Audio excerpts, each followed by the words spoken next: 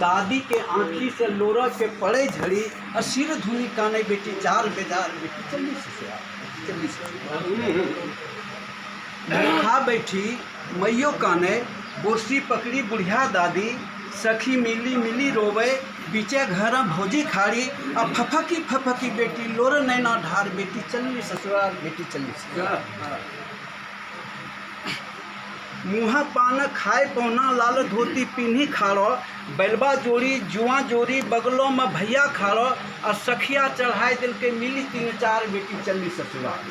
अब अंतिम देखिए अंतिम बात जे छे झूमी चले बैलबा जोड़ी झूमी चले बैलबा जोड़ी दौड़े कखनू भरे सान और टुनुर टुनुर बाजे रूंटी झाड़े कखनू दोनों कान और टपरों से हुल्की बेटी देखे छ बहिहार बेटी चली ससुराल बेटी चली ससुराल।